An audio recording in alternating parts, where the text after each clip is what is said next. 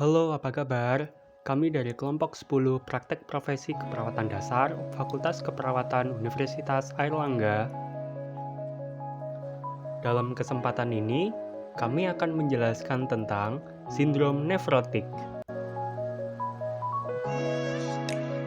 Berikut adalah anggota dari kelompok 10.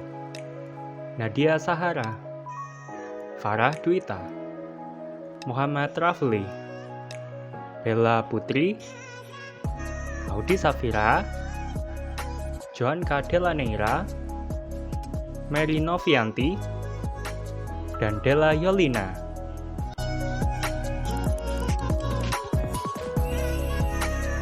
Kalian tahu nggak sih, apa itu sindrom nefrotik?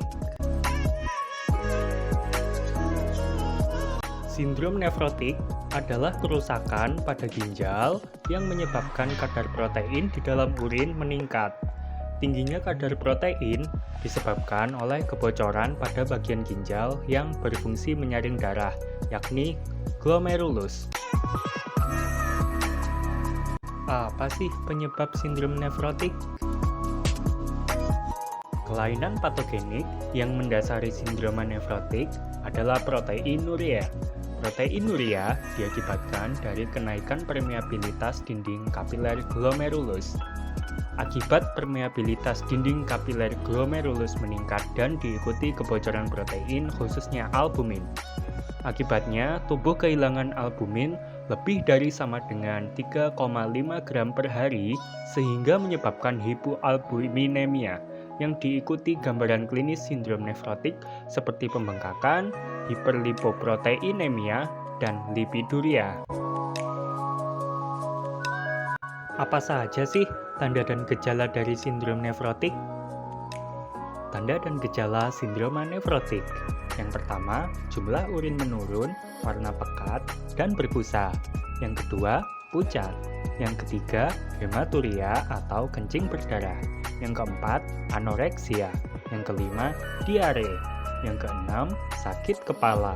Yang ketujuh, malaise. Yang kedelapan, gagal tumbuh dan penyusutan otot. Trias gejala sindrom nefrotik. Yang pertama, edema. Yang kedua, hipoalbumin. Dan yang ketiga, proteinuria. Bagaimana cara penanganan dari sindrom nefrotik? Terapi untuk sindrom nefrotik bertujuan untuk mencegah terjadinya kerusakan ginjal lebih lanjut dan menurunkan resiko komplikasi. Pasien sindrom nefrotik dengan edema yang berat perlu istirahat di tempat tidur. Selama edema masih berat, semua keperluan harus ditolong di atas tempat tidur. Cara penanganan sindrom nefrotik. Yang pertama, baringkan pasien setengah duduk. Karena adanya cairan di dalam rongga toraks akan menyebabkan sesak nafas. Yang kedua, berikan alas bantal pada kedua kaki sampai pada tumit.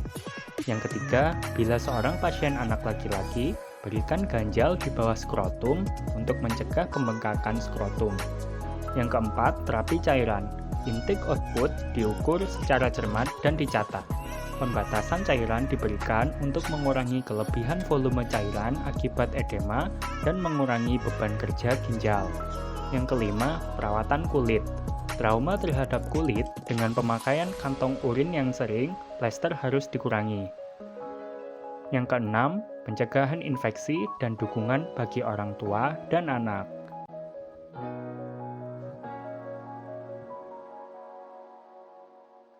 Sedangkan cara penanganan yang lain, yang pertama bila terjadi edema atau bengkak, bisa diberikan loop diuretik seperti furosemide 1-2 mg per kilogram berat badan per hari, membatasi makanan tinggi lemak atau kolesterol, diet tinggi protein, dan rendah garam.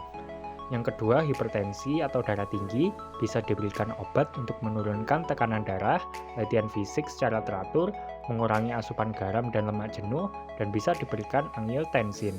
Yang ketiga, albuminuria, bisa diberikan obat penurun tekanan darah seperti kaptropil dan lisinopril.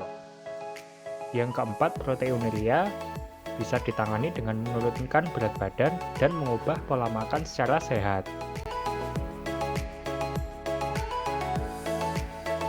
Apa yang terjadi jika terkena sindrom nefrotik? Komplikasi pada sindroma nefrotik. Yang pertama, resiko infeksi karena kadar imunoglobulin yang rendah akibat hipoalbuminemia, yaitu kadar albumin dalam darah di bawah normal. Yang kedua, shock hipovolemik, yaitu hilangnya darah dan cairan tubuh dalam jumlah yang besar. Yang ketiga, trombosis, yaitu keping darah atau trombosit menggumpal sehingga menghambat aliran darah. Yang keempat, malnutrisi. Yang kelima, gagal ginjal akut. Yang keenam, sulit bernapas berhubungan dengan ketidakseimbangan cairan dalam tubuh. Yang ketujuh, kerusakan kulit.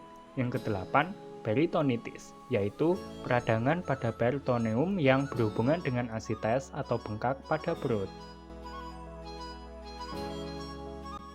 Demikian info yang bisa kami sampaikan. Kelompok 10 undur diri, dan terima kasih.